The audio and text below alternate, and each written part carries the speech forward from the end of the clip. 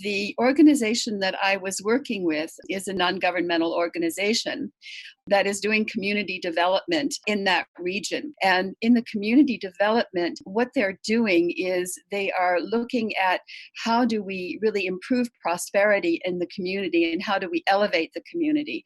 So they're doing this through education and then through leadership and empowerment training on the one hand, but then also by helping people to develop their businesses. So they're funding small businesses for, for women and for youth.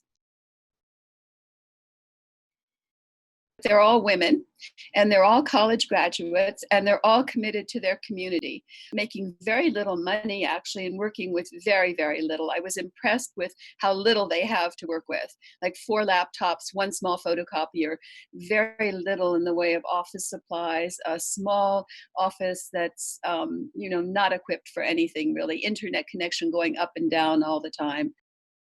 And I had been talking about my work with Prosocial, and the chief executive officer of this organization became interested in my work because of the stress that her team was going through, and she thought this could perhaps help them, as did I. Their managing director had just been fired, and there was a lot of stress within the organization, within the team because of that. And that was, as far as their CEO was, she thought that was the main stressor. It turned out that there were a lot of other stressors once we really got into Prosocial and things started opening up.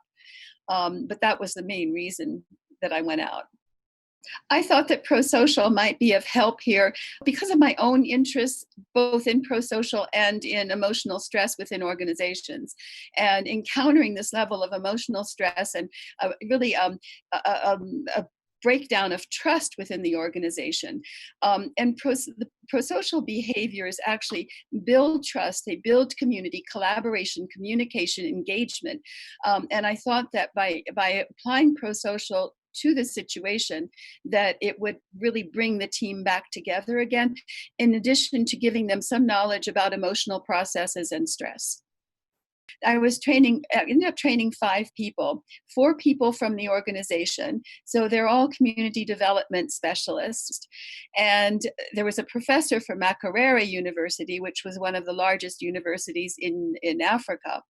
And he is actually the head of the psych department. So he came along with me, which was really nice. And so I ended up training him as well, which turned out to be great because he's now training his students at the university. Once we started the training, everyone really got into it immediately. While they worked together, they weren't particularly close, which was something that came out of doing this whole thing. And starting off with that personal matrix actually brought them into each other's lives and problems. And that was really, really nice. And I love the way that first loop establishes psychological safety, and openness. And so then we moved into CDP1, shared purpose, and I did that one. And so I worked with everybody, getting them to identify, what is it that was going on in their organization, what was really important to them. And the common threads that came out of this was really their commitment to their communities, their worry that their stakeholders in the community weren't connected with them enough, and how to deepen that connection, how to engage more of their excitement in what they're doing. That kind of thing came out of that shared purpose. And so they were able to really transform that. So I had done that first one as a model. And then I stepped back, and Dr. Kasuja stepped up and took the second one. And he went through that very well.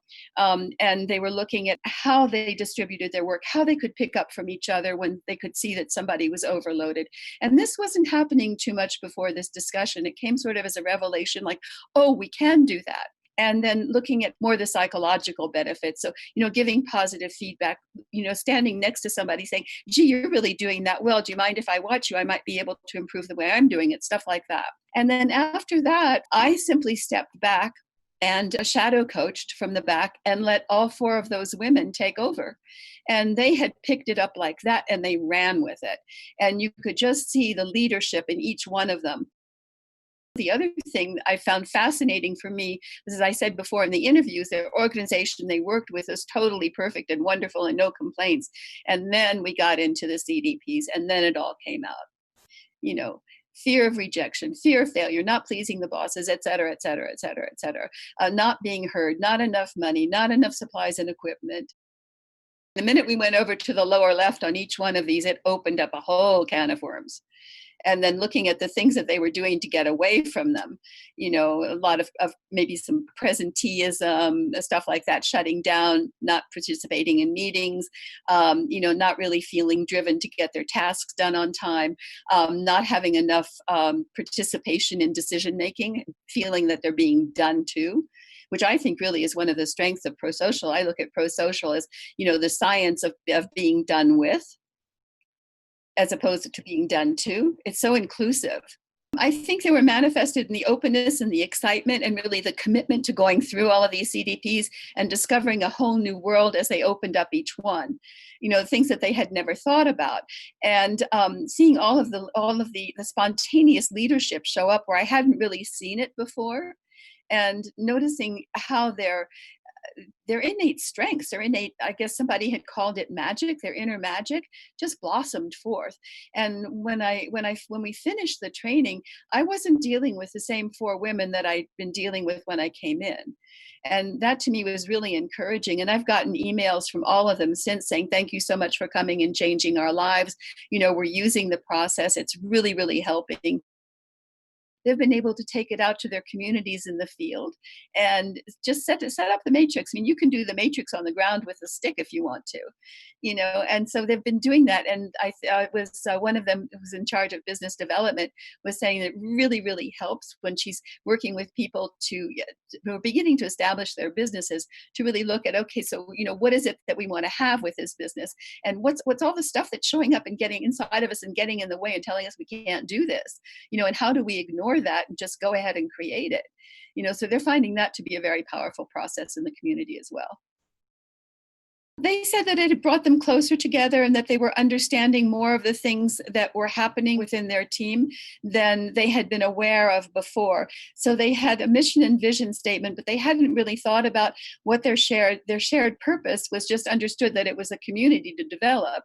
But their own group identity is like, who are we within this group, became clearer and more precise for them. And I think maybe one of the main things about teaching them prosocial was the way that it brought them together as a cohesive group and opened up their words. It was opening up love in the team, which was really great to hear.